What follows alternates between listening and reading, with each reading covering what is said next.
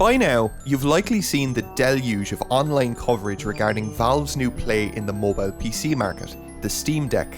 Now, I'm not here to bore you with hardware specs you've already seen, or with the theoretical performance of a device that no one outside of Valve has been able to put through its paces yet. But I do want to walk through the potential impact the Steam Deck could have on the industry as a whole.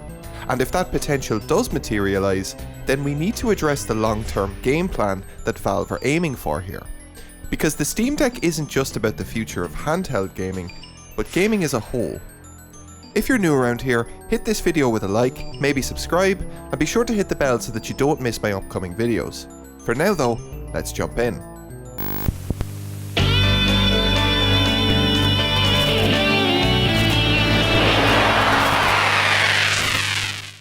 Those of you with an ear to the ground in the PC gaming space may remember what Valve did in 2013. They announced the Steam Machine Initiative, a Linux-based blueprint for console-sized gaming PCs aimed at the living room that failed to make an impact in the most spectacular way possible.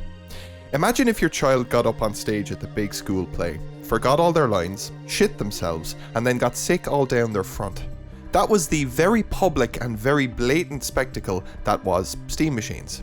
These consoleized PCs were intended to be produced by a raft of different manufacturers at a range of different price points, but it was all just too murky and unpleasant for regular console users to potentially make the switch to a Steam machine, and existing PC users, well, they had a PC. Plus, Linux games were the only ones supported on the Linux-based SteamOS front end out of the box. So you'd need to wipe these machines and install Windows in order to increase the amount of games you could play. At that stage, you were just plugging in an overpriced, underpowered Windows PC into your TV. So yeah, not ideal. In 2018, Valve recognised that Steam machines had seen little engagement, and they publicly vowed to continue their work on creating an open gaming platform whilst sunsetting the steamiest machiniest. Coming from a lot of other companies, that kind of statement would actually just be code for, look, we made an arse of it, we fucked it all up, and to be honest, we'd all just like to move on now and forget about the whole ordeal. Cheers. Valve didn't do this though, and the Steam Deck is proof that they kept developing that core concept of an open gaming platform. I'd like to quickly interrupt myself at this point with a clip from IGN's interview with Gabe Newell and Robin Walker concerning Half-Life Alyx. Take a look at this.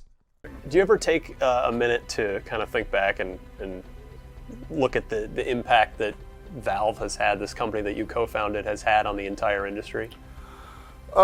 That's really not how we think, right? I mean, it's not sort of, we're always concerned about what we need to do next and how we're evolving and what are the new challenges. So we don't spend a lot of time, like we do postmortems and an analysis, but it's always perspective. Like, okay, so how does that change stuff?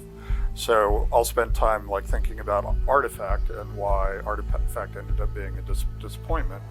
And that's actually way more useful than thinking about the impact we had on the industry. Like, one is likely to help us make better decisions in the future, and the other is less useful. And, you know, we could be right and we could be wrong. We make mistakes, and, you know, we did Steam machines, we did, you know, Artifact was a giant disappointment. You know, we screw things up. And so for us, this is actually a really powerful moment for us, because this is as good as we get, right?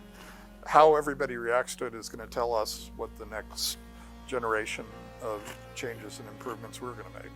So unfortunately, failure is more educational than success. Feel free to disagree, but I can't help but take Gabe at his word there, especially when he marks failures as being more valuable in a sense than successes. It takes a lot to say that, but it takes even more to put that mindset into practice. And that earnest reflection and willingness to learn from those mistakes was as clear as day in Half-Life Alyx. All of what he said there can also be applied directly to Valve's renewed hardware push with the Steam Deck following on from Steam machines. And given how visibly open they are to really digging into those failures and understanding what went wrong, there are many reasons to get excited for the Gabe gear. So yeah, the potential is there for sure, but as with all things, it's by no means a guaranteed win out of the gate.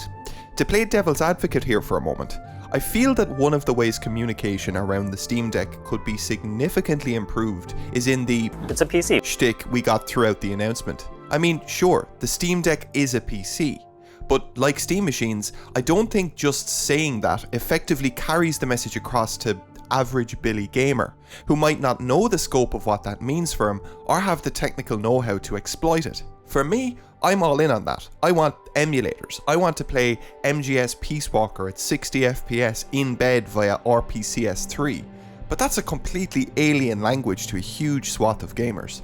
Having said all that, I'm of the mind that Valve already know this, and I don't think they'd inadvertently make such a half-hearted attempt to outline a feature if they considered it central to their overall plan. No, putting out just another PC isn't Valve's goal here. The real prize pig in this case is Steam Deck's operating system, the Linux-based SteamOS, and Proton, the ace up its sleeve. Gabe Newell, and I suppose by extension Valve, have made no secret of the fact that they aren't keen on being tied to Microsoft Windows as their main delivery method moving forward. About a week before Valve announced the shitboxes in 2013, Gabe Newell stated that Linux and open source are the future of gaming, and Valve's continued investment in their Linux-based SteamOS is a clear display of that ethos.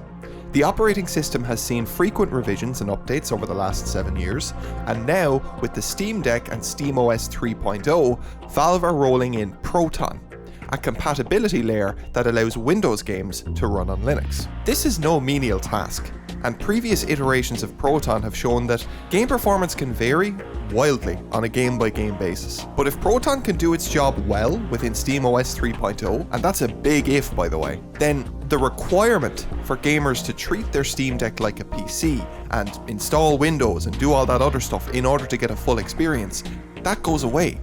If that happens, then the Steam Deck becomes a truly seamless platform in its own right, and it could do incredibly well. Now, if we jump the gun even further and take all of what I've just said as a given, then we reach a really interesting crossroads for the games industry that I personally would love to see. In this hypothetical future utopia, developers would be far more inclined to port their game over to Linux, which would scrap the performance gap between using Proton and playing games natively within Windows. Gradually, you could see Proton solely being used to plug the gaps in backwards compatibility with older games, and SteamOS, Valve's grand plan, could become the primary operating system that gamers install on their high-end PCs. Or at least, it could be a just as good alternative for those looking to get out from under Windows and use a more controller-friendly operating system for games. But that's not all, folks, because SteamOS doesn't just work with high-end PCs, it also works with APUs, like the one in the Steam Deck, right? You know what else uses APUs? That's right, it's these lads. The boys. The gang. If everything were to go according to plan for Valve, then the dream of tackling the living room could be back on the cards, and I can't believe I'm saying this, but Steam machines, of all things, could end up making their big comeback, armed with Proton and a more complete library of games than any console you currently own. The revolution could very well be televised, and it would all be thanks to some weird penguin and a Sega Nomad looking ass handheld. Stay tuned, folks, because it could be all uphill from here. Or it's going to end up like Artifact, the PlayStation home of video games.